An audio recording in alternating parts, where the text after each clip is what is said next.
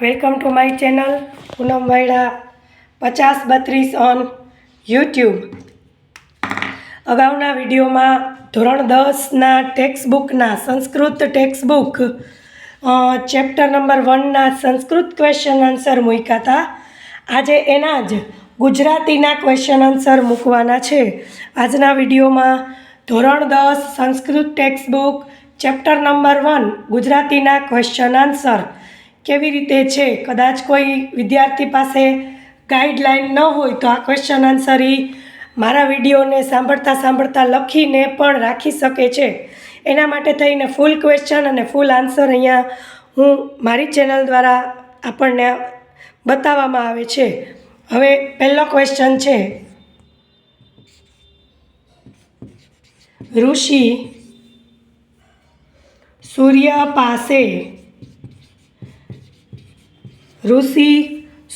પાસે શાની યાચના કરે છે?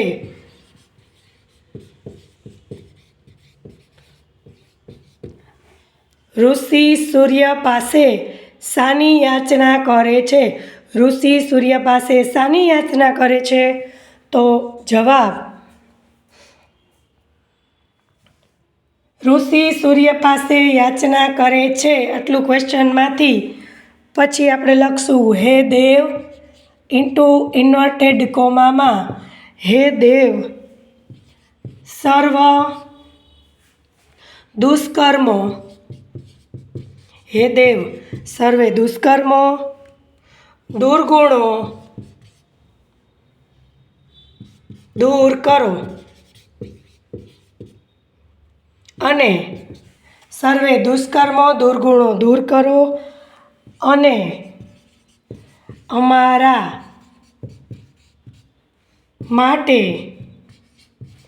જે કલ્યાણકારી હોય, અમારા માટે જે કલ્યાણકારી હોય તે અમને પ્રાપ્ત કરાવો.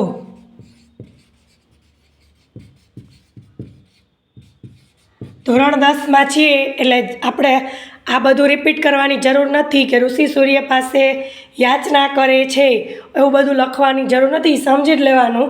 ડાયરેક્ટ આ 2 માર્કનો ક્વેશ્ચન હોય તો આમાં તમે લખી શકો હે દેવ સર્વે દુષ્કર્મો દૂર કરો અને અમારા માટે જે કલ્યાણકારી હોય તે અમને પ્રાપ્ત કરાવો.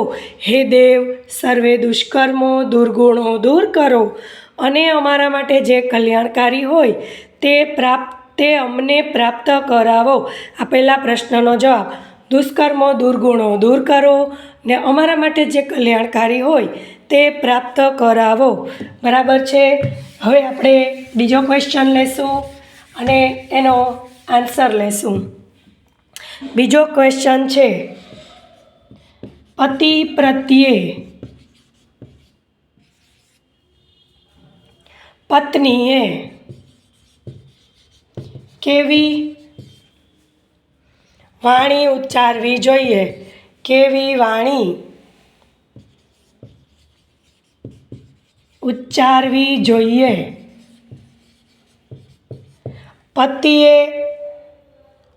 પતિ પ્રત્યે પત્નીએ કેવી વાણી ઉચ્ચારવી જોઈએ? પતિ પ્રત્યે પત્નીએ કેવી વાણી ઉચ્ચારવી જોઈએ? તો એનો જવાબ છે પત્નીએ મધુર તેમજ શાંતિદાયક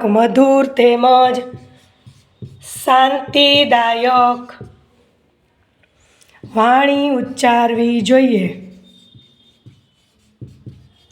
મધુર તેમજ શાંતિદાયક વાણી ઉચ્ચારવી જોઈએ. પત્નીએ મધુર તેમજ શાંતિદાયક વાણી ઉચ્ચારવી જોઈએ. પત્નીએ મધુર તેમજ શાંતિદાયક વાણી ઉચ્ચારવી જોઈએ. આગળ એમ લખી શકીએ કે પતિ પ્રત્યે પત્નીએ મધુર તેમજ શાંતિદાયક વાણી ઉચ્ચારવી જોઈએ. હવે નેક્સ્ટ ક્વેશ્ચન એટલે કે ક્વેશ્ચન નંબર 3 ઋષિ બધા માટે શી આશા વ્યક્ત કરે છે? ઋષિ બધા માટે શી આશા વ્યક્ત કરે છે?